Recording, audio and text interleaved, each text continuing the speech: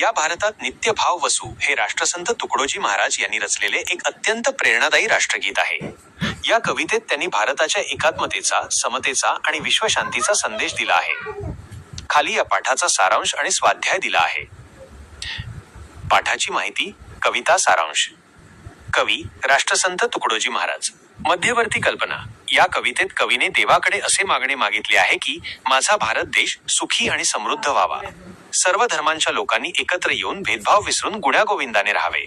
प्रमुख शिकवण. 1. मानवता सर्व माणसे समान आहेत हा भाव असावा. 2. सर्व धर्म समभाव. हिंदू, मुस्लिम, ख्रिश्चन अशा सर्व धर्मांच्या लोकांनी एकमेकांचा आदर करावा. 3. स्वराज्य आपापसातील कलह मिटवून देशाच्या प्रगतीसाठी हातभार लावावा. 4. स्वच्छता आणि आरोग्य. गाव, शहर आणि परिसर स्वच्छ ठेवून समृद्धी आणावी. स्वाध्याय प्रश्न उत्तरे. एका वाक्यात उत्तरे लिहा. प्रश्न. कवी देवाला कोणत्या ठिकाणी भाव वसण्यास सांगत आहेत? उत्तर. कवी देवाला संपूर्ण भारतात नित्य नेहमी प्रेमभाव आणि ऐक्यभाव वसण्यास सांगत आहेत. प्रश्न. या भारतात कोणकोणत्या धर्माचे लोक राहतात? उत्तर. या भारतात हिंदू, इस्लाम, ख्रिश्चन, बौद्ध, जैन आणि शीख अशा विविध धर्मांचे लोक राहतात. प्रश्न. सर्व भेदभाव कधी नष्ट व्हावेत असे कवीला वाटते? उत्तर. जेव्हा सर्व लोक एकमेकांशी प्रेमाने वागतील आणि सर्व धर्म एक आहेत असे मानतील तेव्हा सर्व भेदभाव नष्ट व्हावेत असे कवीला वाटते. 2. थोडक्यात उत्तरे लिहा. प्रश्न. तुकडोजी महाराजांनी या कवितेत कोणते मागणे मागितले आहे? उत्तर.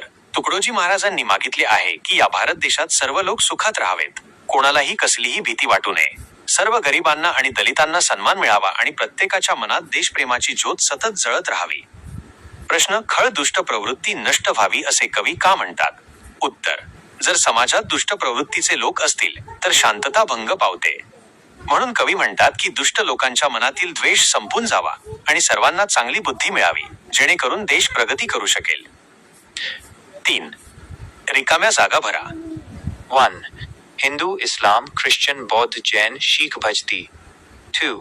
सकलांस मानवता मिळो बहुजलपती. 3. हो सर्व राष्ट्रक्षम नष्ट होवो भीती. 4.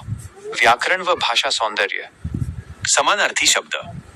नित्य वातावरण एक समान कमान धगड असेल. नृप वजा राजा, कष्टी वजा दुःखी, खळ वजा दुष्ट. विरुद्धार्थी शब्द.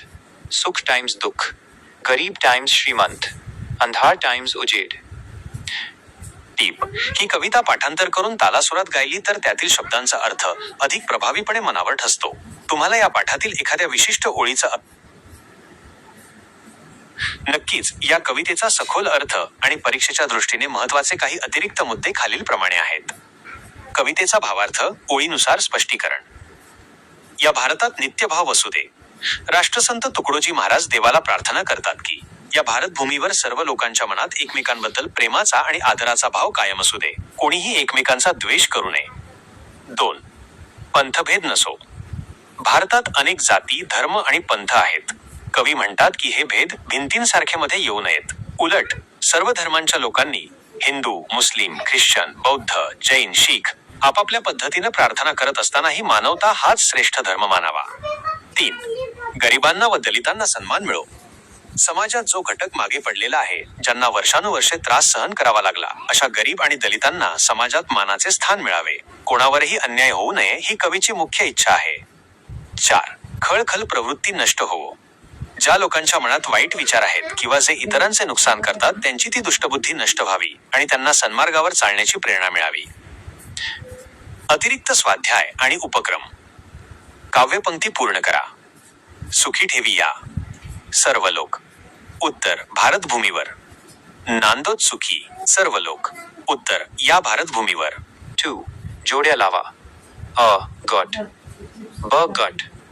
उत्तर. 1. तुकडोजी महाराज. अ. नष्ट होवो. राष्ट्रसंत. 2. भीती. ब. मानवता. नष्ट होवो. 3. श्रेष्ठ धर्म. क. राष्ट्रसंत. मानवता. 3. स्वमत, तुमचे विचार लिहा. प्रश्न. विविधतेत एकता म्हणजे काय असे तुम्हाला वाटते? उत्तर. भारत देशात विविध भाषा बोलणारे आणि विविध सण साजरे करणारे लोक राहतात. तरीही संकटाच्या वेळी किंवा आनंदाच्या वेळी आपण सर्वजण भारतीय म्हणून एकत्र येतो. एकमेकांच्या धर्माचा आदर करणे आणि गुण्यागोविंदाने राहणे म्हणजेच विविधतेत एकता होय. महत्वाचे शब्दार्थ. कठीण शब्द. जलपती, बडबड करणे किंवा बोलणे. येथे अर्थ प्रार्थना करणे. अधम, नीच किंवा हलक्या वृत्तीचा.